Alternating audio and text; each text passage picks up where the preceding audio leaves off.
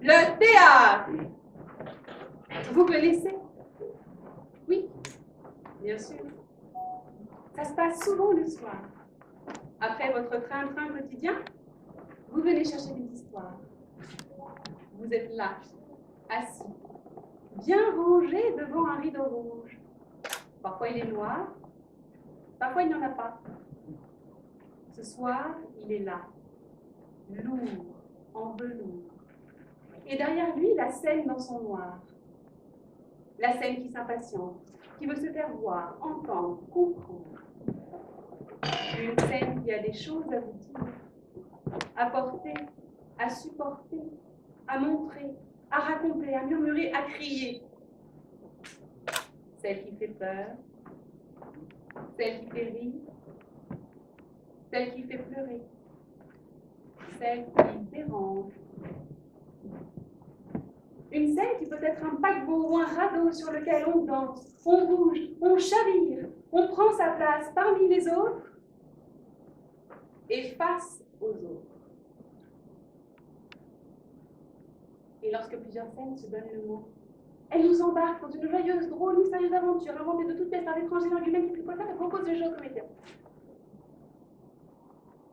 Et lorsque plusieurs scènes se donnent le mot, elles nous embarquent dans une joyeuse, drôle, mystérieuse aventure, inventée de toutes pièces par d'étranges énergumènes qui tricotent l'art et proposent le jeu aux comédiens. C'est alors que commence le voyage, bien avant ce soir. D'abord, il y a lui, le comédien. Lui, qui va découvrir l'histoire et les mots de son personnage, à qui il devra prêter certaines de ses émotions intimes. Lui, le comédien, qui va y croire, puis douter.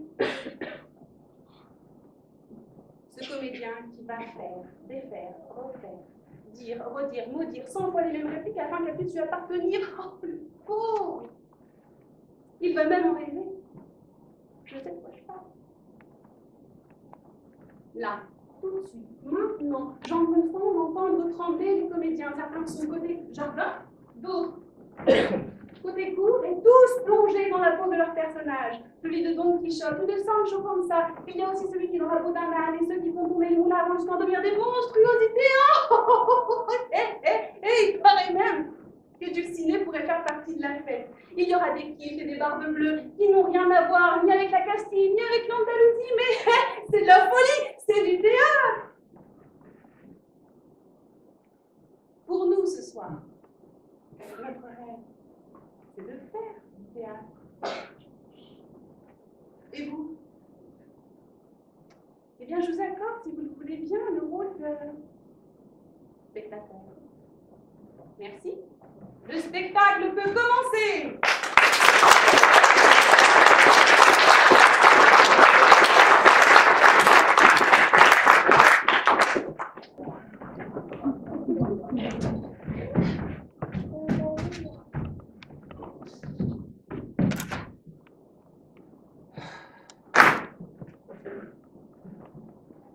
Nous voici donc, mon bon Sancho, devant une cour bien garnie de braves gens, à qui nous devons de raconter nos histoires de chevaliers errants, de chevaliers fous sans peur qui, par mille coups du hasard, ont su sauver la veuve et l'orphelin.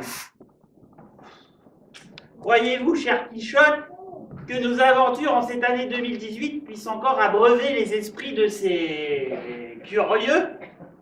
Comment en douter? Crois-tu avoir traversé avec moi 1000 épreuves et 1000 pages et quelques siècles pour la raconter aux cochons?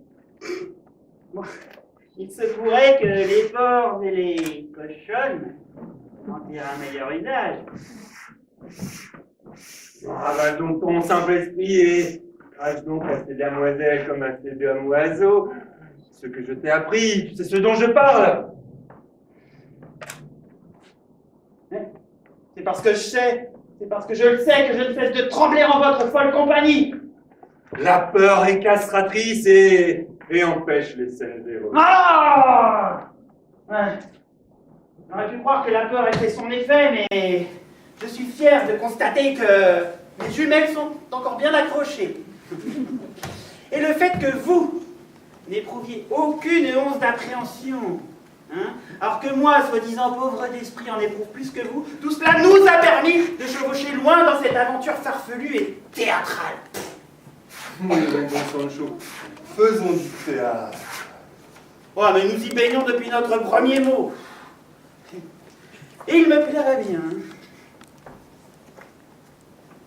pour une fois, d'échanger de rôle.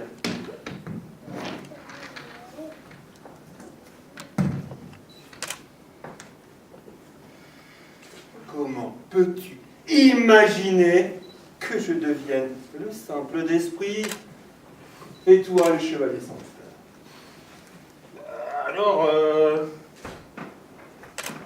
Alors, n'échangeons que de monture. Prenez donc mon âne Horatio et je me chargerai de votre rosse rossinante.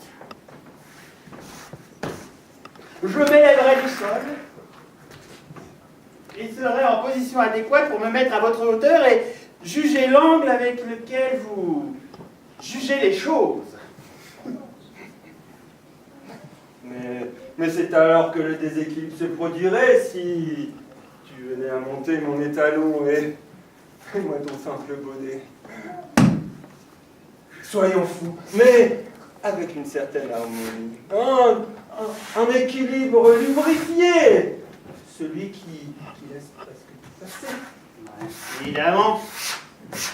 La raison est peu de choses face à l'équilibre et l'harmonie. Hein.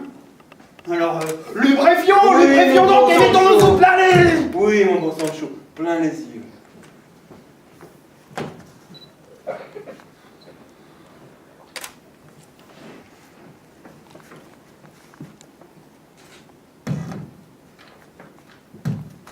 J'ai l'impression qu'on nous manipule.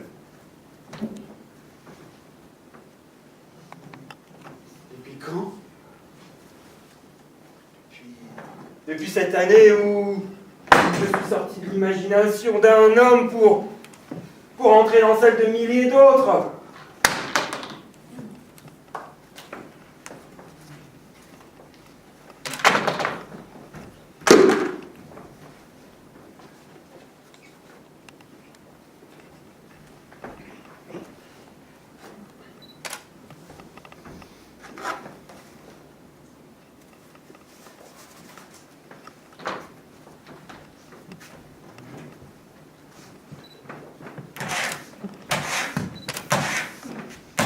Alors cette année 2018, mon nouveau costume me plaît bien.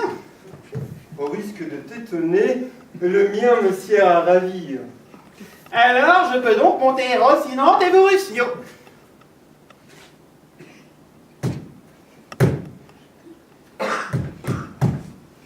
Bien sûr que non.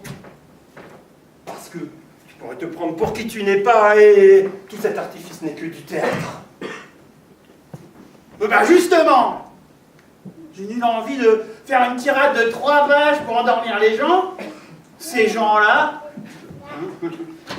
puisque ce n'est que du théâtre, on aurait pu me donner le rôle du fou et vous celui du pauvre con qui n'a pas le choix.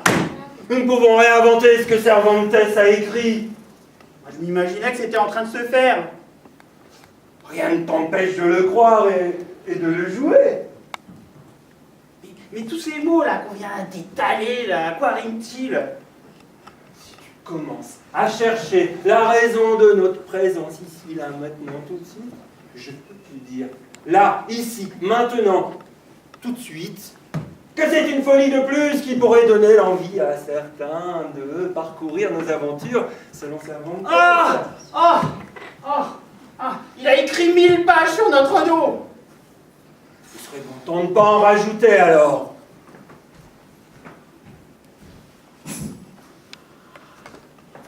Eh bien moi, j'y suis, j'y reste. Ne quittez pas, mesdames et messieurs, je reviens de suite.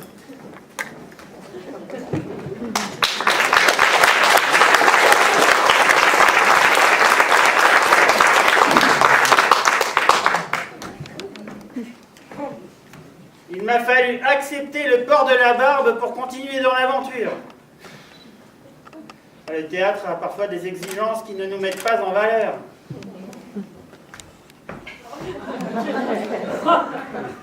Elle est bleue, ta barbe! Oui, elle est bleue. Et elle est douce. Si douce. Touche comme elle est douce. Oh oui, elle est douce. Si douce. Tellement douce. Mais elle est bleue! Ah, elle est bleue, et alors? Du calme, t'énerve pas. C'est seulement que je pensais qu'on travaillait sur le thème de Don Quichotte. Mais on travaille sur le thème de Don Quichotte. Et alors pourquoi elle est bleue, ta barbe, mon cher Quichotte? Et toi, pourquoi t'es en jupe, mon cher Chichotte?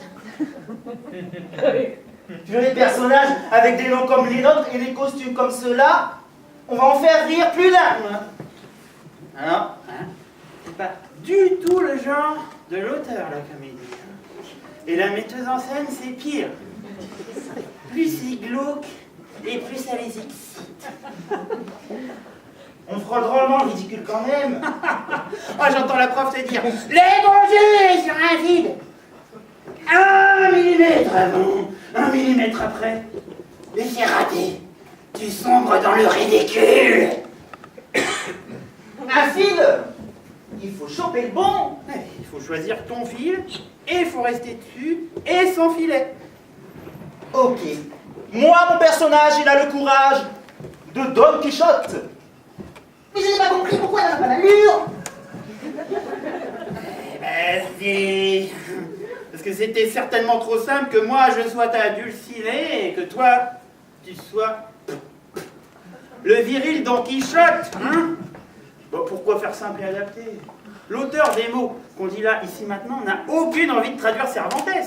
Elle préfère tripoter les affaires des autres et nous faire jouer avec ses délires. Elle me colle des poils bleus et toi des carreaux au cul. Et avec ça, il faut faire passer un message. Et lequel? Comment lequel? Mais tu joues en live devant plus de 4000 personnes. Et tu sais... Et tu sais pas quel message tu dois leur faire passer. Ben non.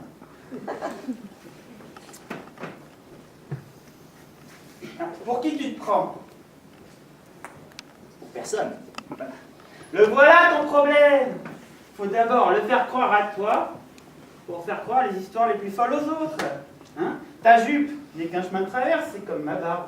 C'est pour dérouter, en faire voir de toutes les couleurs. Mais le chevalier Don Quichotte se noie dans ses nouveaux artifices. Mon personnage est perdu, largué, déconnecté, désemparé, déconfit, désarçonné, confondu. Tu veux qu'on essaie un truc?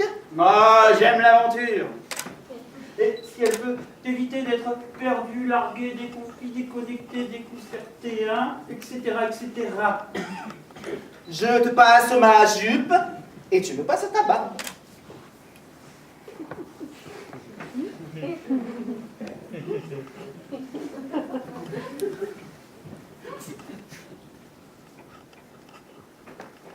T'as une culotte sous tes carreaux?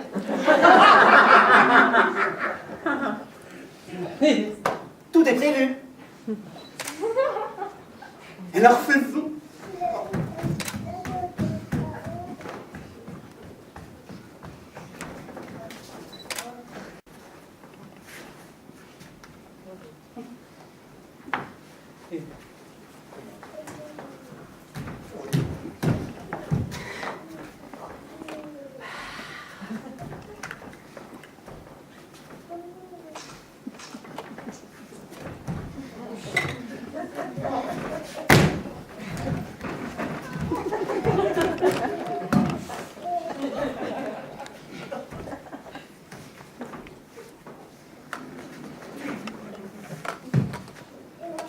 Quel est ce ridicule accoutrement? Mon beau Sancho. C'est bien toi, Sancho? Je suis mon maître. Tu es le vrai Sancho? Celui de Don Quichotte? Sans ce ridicule accoutrement, je pourrais vous garantir que je ne sais quoi est bel et bien mon écuyer. Bon. Moi, je suis tout ce qu'on me demande. Hein. D'abord, Sancho Panza, votre fidèle écuyer. Puis, Don Quichotte qui échange sa barbe contre une jupe. Pour enfin redevenir votre serviteur affamé.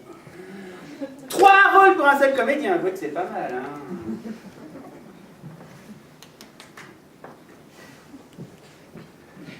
Tu as bien du courage d'accepter le port de la jupe. Bon bah vous savez, c'est surtout que...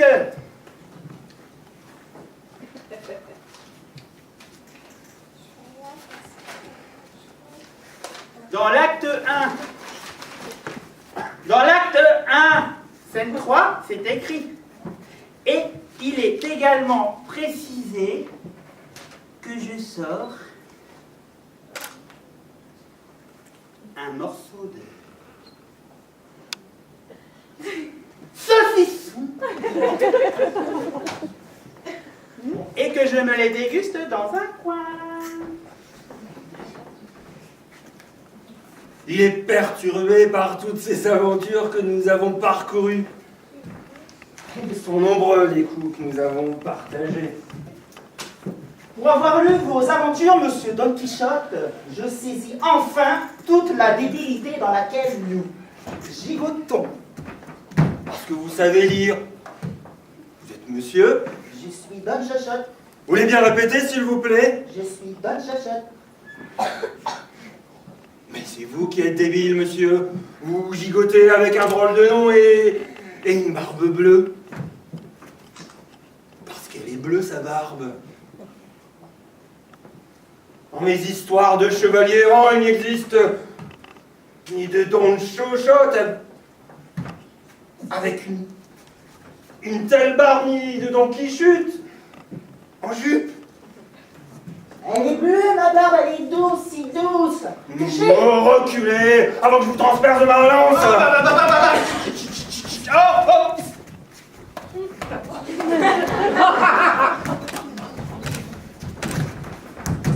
Ne serais-je mépris en vous appelant monsieur?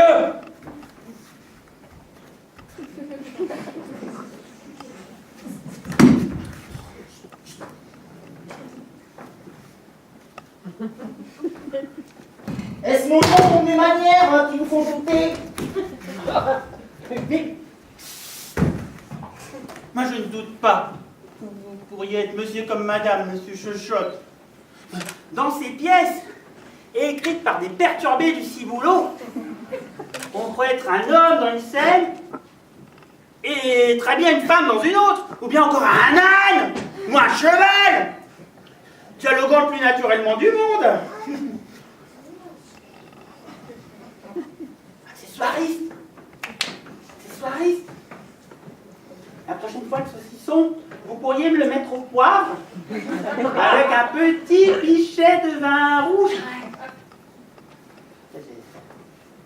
J'ai soif à force de jacasser de la sorte, moi. Vous pourriez partager votre bout de charcuterie. À te voir dévorer avec un si bel appétit, il me plairait à moi aussi d'y goûter à ta cochonaille. Ah.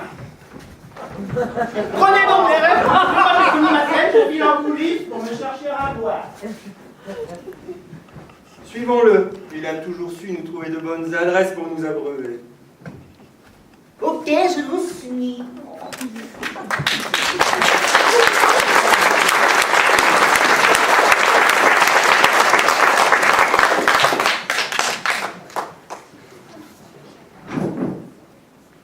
Bienvenue à l'auberge Cuento. Ici, on en raconte des belles et des bien mûres.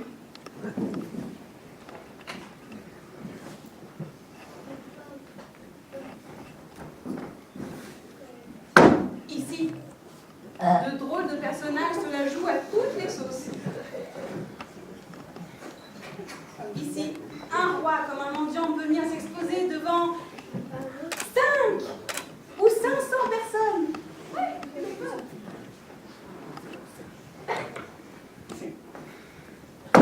Ici, les planches sont solides pour résister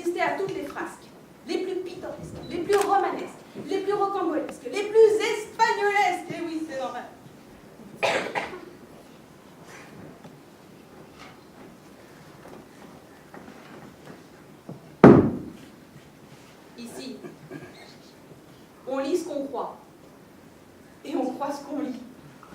Jusqu'à la folie, jusqu'à la déraison.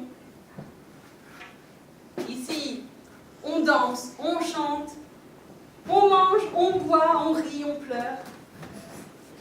Bonjour messieurs, bienvenue à Cuento. Qu'est-ce que je vous sers? Un pichet de vin rouge, passionnément andalou. Et passionnément servi.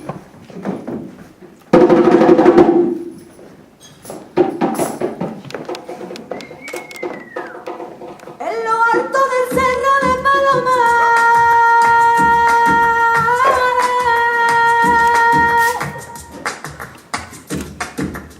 en lo alto la sierra de Palomar,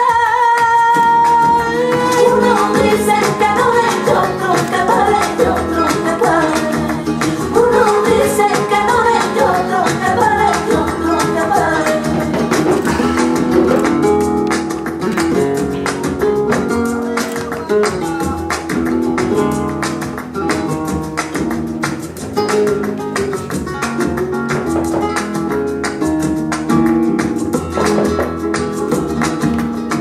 Ahí en el espejo del agua,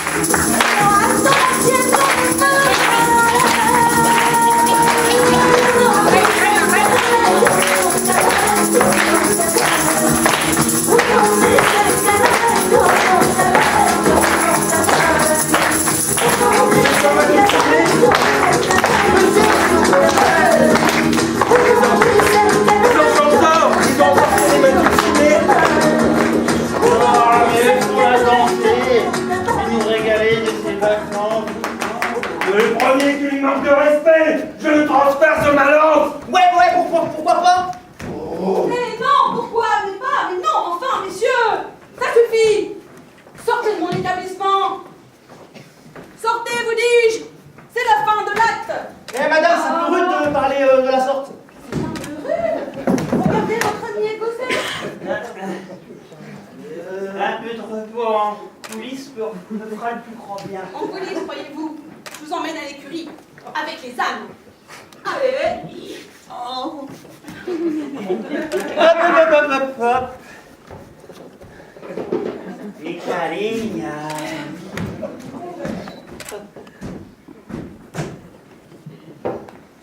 Vos amis sont fous. Et vous l'êtes sans doute aussi.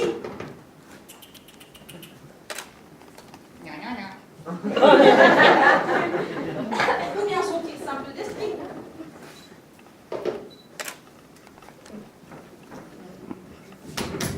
Vamos! Quand je pense que je l'ai laissé avec mon âne, je ne sais pas de quoi il serait capable. D'ailleurs, j'entends brère mon âne. Mon Dieu.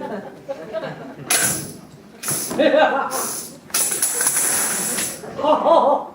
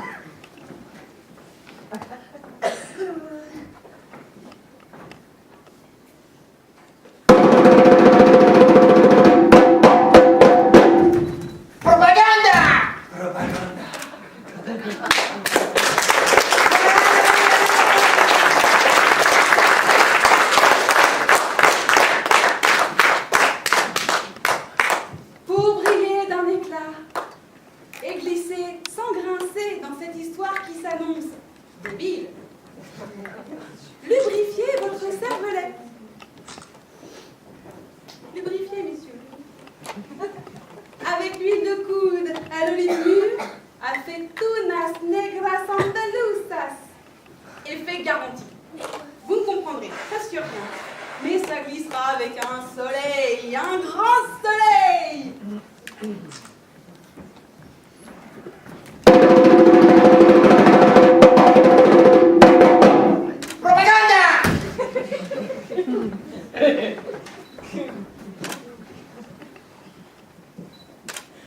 Figure triste là, sans...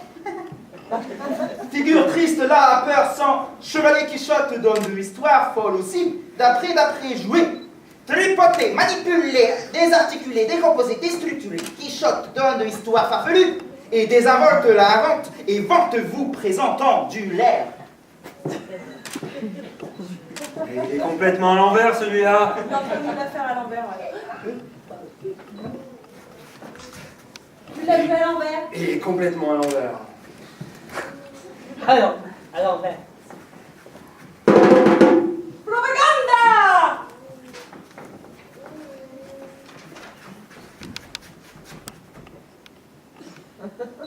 Canasson, la pilule qui vous fait croire qu'on galope.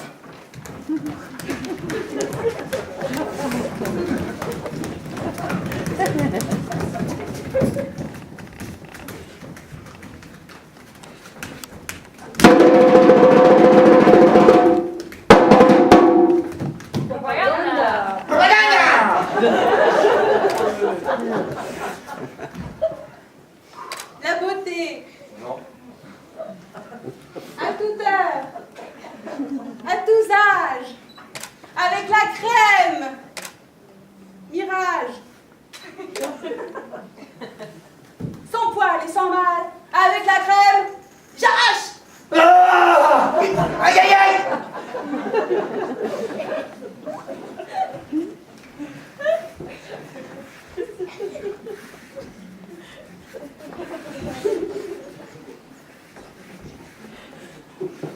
On n'a que les annonceurs pour les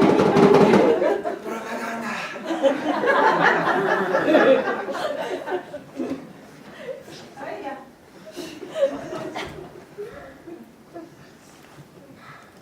La fin approche.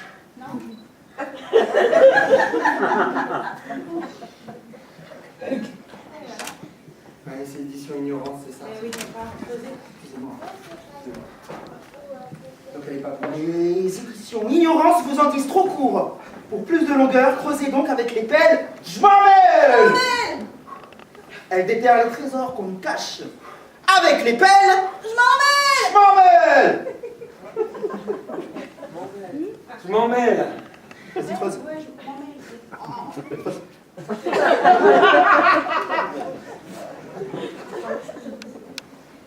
Alors, tu trouves? C'est bon? Ouais, je crois que Je peux je suis arrêter? tombée sur un... Merci.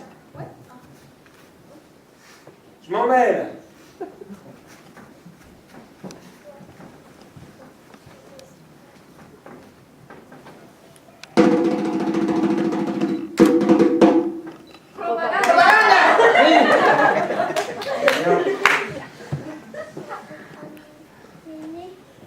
La fin approche.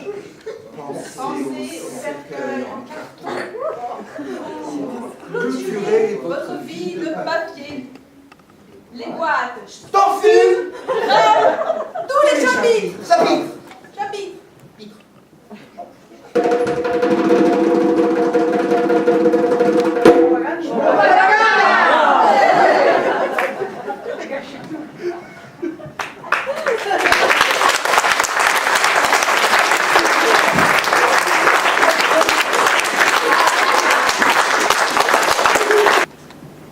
Comme rien de ce qui appartient à l'homme n'est éternel, car en ce monde les choses vont en déclinant de leur commencement à leur fin dernière. En particulier la vie humaine, comme celle de Don Quichotte, n'avait pas reçu du ciel le privilège de suspendre son cours. Elle parvint à son terme quand il s'y attendait le moins. Était-ce le chagrin que lui avait causé sa défaite, ou le ciel qui en avait ordonné ainsi? Il fut pris d'une fièvre qui le retint au lit 6 jours, pendant lesquels il reçut de fréquentes visites du curé, du bachelier et du barbier, tandis que Sancho, son écuyer fidèle, ne quittait pas un instant son chevet. Ses amis, persuadés que son état était provoqué par la tristesse d'avoir été vaincu et de n'avoir pu délivrer Dulcinée de son enchantement, essayaient par tous les moyens de l'égayer. Mais rien ne parvenait à distraire Don Quichotte de son abattement. On appela le médecin, qui lui tâta le pouls et n'en fut guère satisfait. Il dit que le malade ferait mieux de prendre soin de son âme, car le corps était en danger.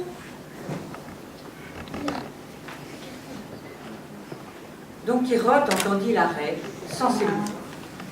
Mais la gouvernante, la nièce et Sancho se mirent à pleurer, comme s'ils le voyaient déjà mort. De la vie du médecin, c'était les tristesses, les chagrins qui les choquaient. Don Quichotte demanda qu'on le laissât seul, car il voulait dormir un peu.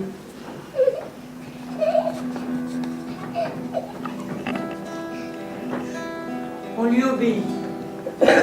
Et il dormit en effet pendant plus de 6 heures, tout d'une traite. Tant et si bien que la nièce et la gouvernante crurent qu'il ne se réveillerait plus. Quand enfin il ouvrit les yeux, il lança un grand cri. Béni soit Dieu Tout-Puissant à qui je dois cet immense bienfait. En vérité, sa miséricorde est infinie, et les péchés des hommes ne peuvent ni la suspendre, ni la restreindre. Sa nièce avait écouté attentivement ces paroles. De quel péché? De quelle miséricorde parlez-vous? De celle dont Dieu vient d'user à mon égard. Malgré tous mes péchés, ma raison est à nouveau libre et claire, dégagée des ombres épaisses de l'ignorance dont j'étais enveloppée pour avoir trop lu de ces exécrables romans de chevalerie.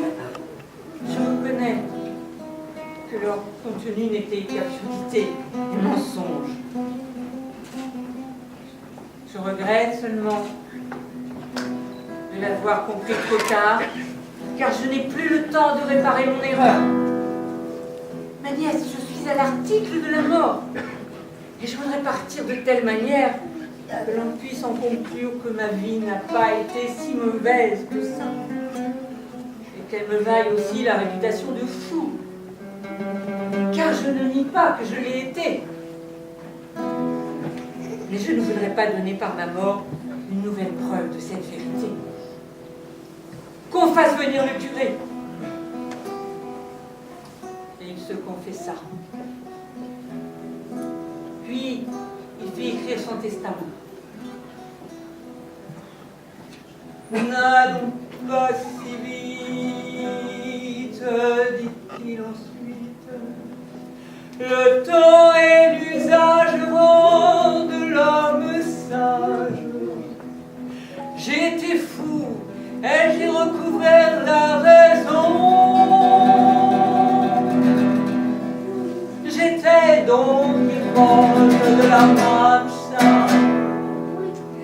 et je suis redevenu Alonso Quixano le mot.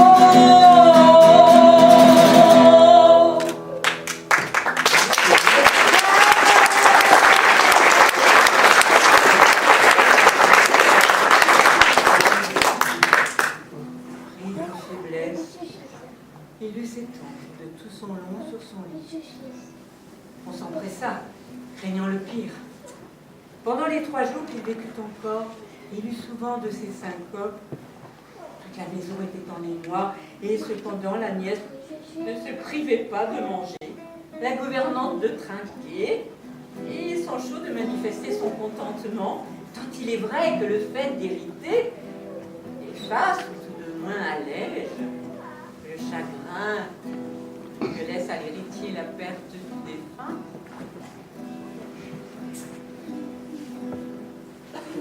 La dernière heure de Don Quichotte arriva après qu'il ait reçu les derniers sacrements et condamne maintes fois en des termes les plus douloureux les romans de chevalerie.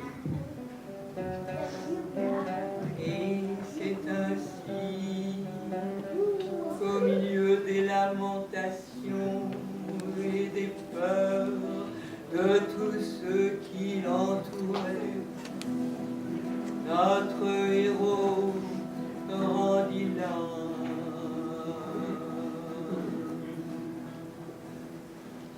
Don Quichotte est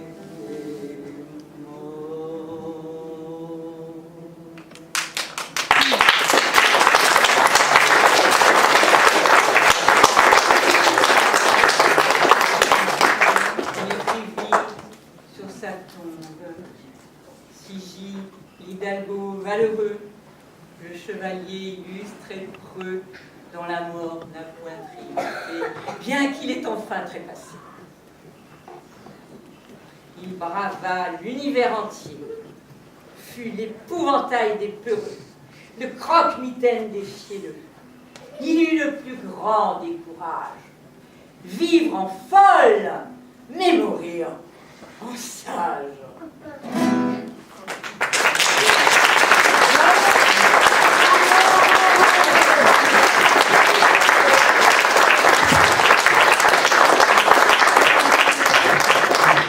Sabes, el día no amanece, polaco Goyeneche, cántame un tango más.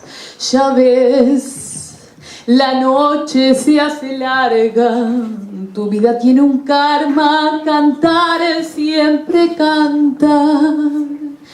Con tu voz que al tango lo emociona, diciendo el punto y coma que nadie te cantó. Ahí con tu voz de duendes y fantasmas, respira con el asma de un viejo bandoneón. Canta, garganta con arena, tu voz tiene la pena que Malena no cantó. Canta que Juárez te condena, lastimaré tu pena con su blando bandoneón. Canta, la gente está aplaudiendo, y aunque te estés muriendo, no conocen tu dolor. Canta que Troilo desde el cielo, debajo de tu almohada, un verso